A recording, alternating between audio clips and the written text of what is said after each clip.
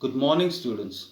Today's topic is a new chapter called as an basic concept of OOPS.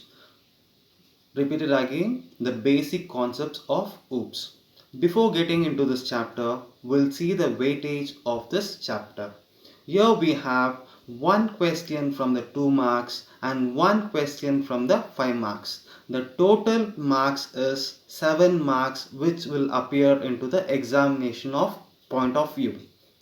Again repeated, one question from the 2 marks, one question from the 5 marks. Totally it is going to have a weightage of 7 marks.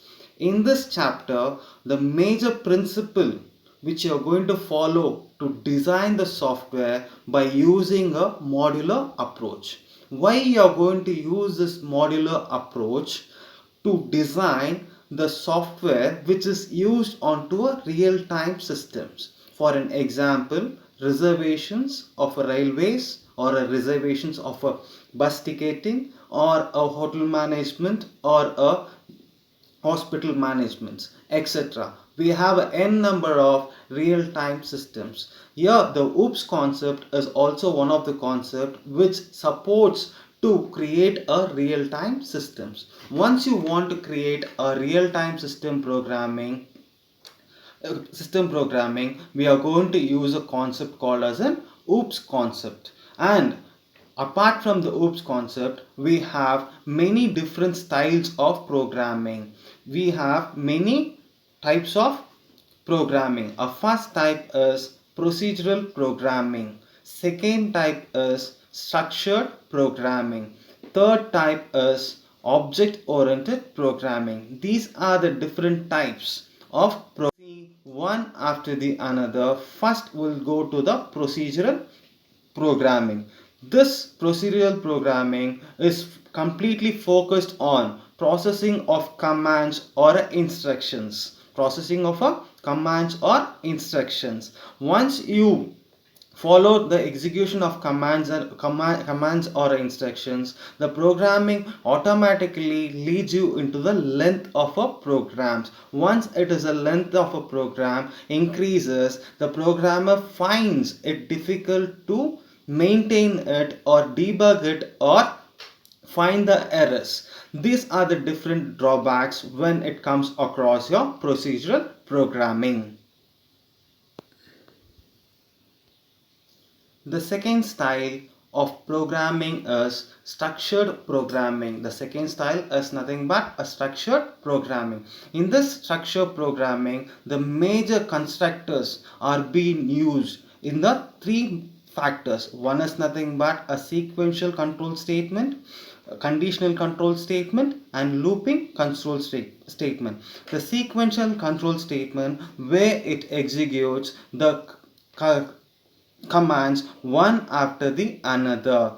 Once you go for conditional statements, in a conditional statements are used when, in the sense, once you have any conditions like true or false. For an example, we used to use a statement called as an if statement, if else statement, if else if statements. And whereas we are going to use one more statement called as a looping statement. In looping statements are nothing but where you are going to execute the statement repeatedly until unless the condition is satisfied. For an example, while statement, do while statement, and for statement. And we are going to go for one more style of program, that is object oriented programming. In this object oriented programming, the major intention is to combine both the data and functions together.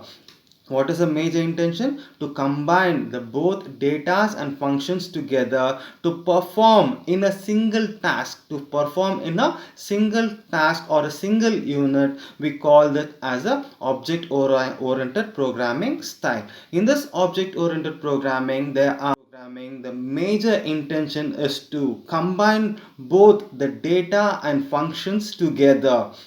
What is the major intention? To combine the both datas and functions together to perform in a single task. To perform in a single task or a single unit, we call that as a object-oriented programming style. In this object-oriented programming, there are two members. One is data is known as member data and function is known as member function. This style of approach, which is being performed as bottom up design, they perform in the action of bottom up design. After knowing three different styles of programming, we used to have the difference between the procedure programming and object oriented programming. Yeah, after seeing all these three different styles of programming, we'll see the major difference between the procedural programming and object-oriented programming. First, we'll see that a procedural programming. In a procedural programming, programs are divided into small programs. Once the programs are divided into a small programs, the small program is known as functions. Whereas once you go across OOPs, the divided programs are called as an objects.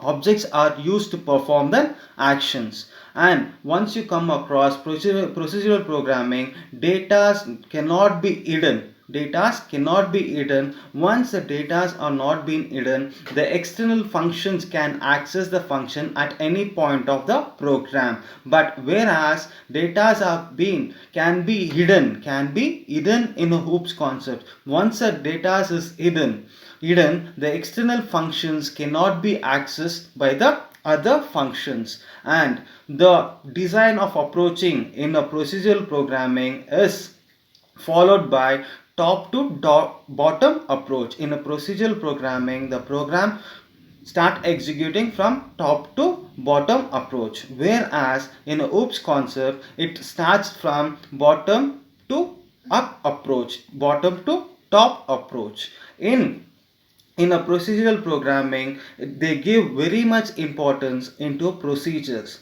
but not to the datas, whereas they give very much importance to datas in a hoops concepts. We'll see the upcoming concepts into a next class. Thank you.